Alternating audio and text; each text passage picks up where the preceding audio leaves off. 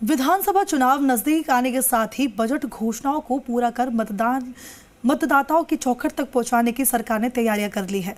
गहलोत सरकार ने प्रदेश में चुनाव आचार संहिता लागू करने से पहले ही बजट में प्रस्तावित मुफ्त स्मार्टफोन देने के वादे को पूरा करने की दिशा में कदम उठा दिया है।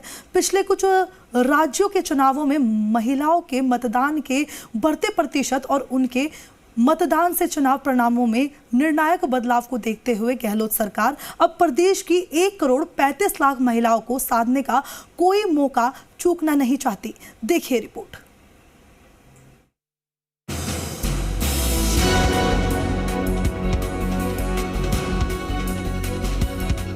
दो 2023 में राजस्थान विधानसभा चुनाव है। चुनाव को नजदीक आता देख अब गहलोत सरकार पूरी तरह अपनी चुनावी तैयारी में जुट चुकी है।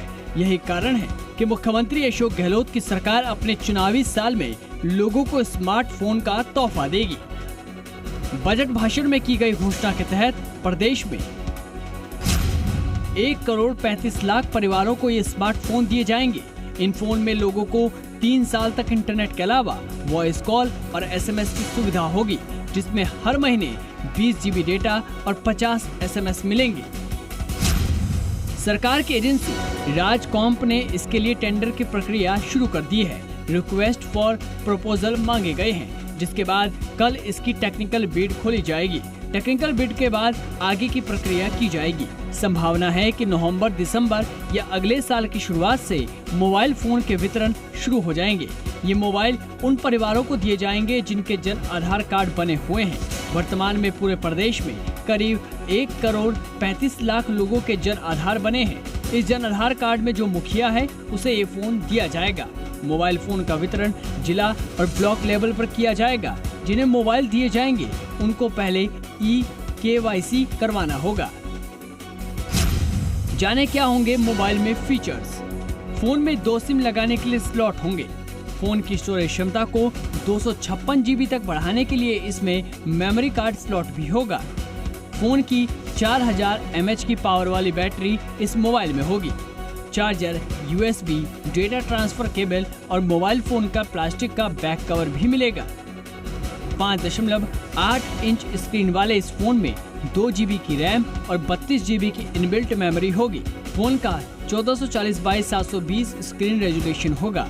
इस फोन में octa core 1.6, octa core 1.6 gigahertz का प्रोसेसर होगा। फ्रंट और रियर कैमरा होगा। कैमरे की क्वालिटी 8 और 5 मेगापिक्सल की होगी।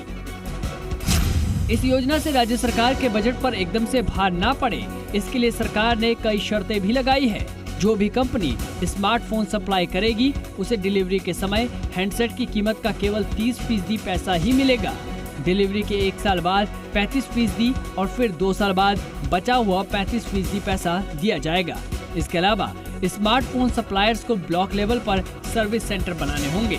कस्टमर केयर की डेडिकेटेड व्यवस्था भी करनी होगी। वर्क ऑर्डर मिलने के बाद 1 साल के भीतर पूरे हैंडसेट देने होंगे। एक बैच में कम से कम 5 लाख मोबाइल की सप्लाई करने की शर्त भी रखी गई है। दरअसल 23 फरवरी 2022 को बजट में घोषणा की गई थी कि राजस्थान की 1 करोड़ 33 लाख महिलाओं को फ्री स्मार्टफोन दिए जाएंगे। एक्सपर्ट्स का कहना है कि फोन 5500 से 6000 रुपए कीमत का हो सकता है।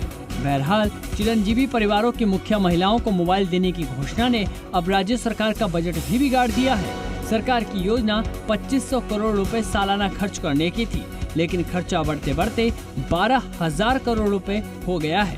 सरकार पहले सिर्फ इंटरनेट पैक का पैसा देना चाहती थी। करार के बाद हैंडसेट कंपनी से दिलवाए जाने थे, लेकिन बात नहीं बनी, तो अब हैंडसेट के लिए भी पैसे सरकार को ही देने होंगे।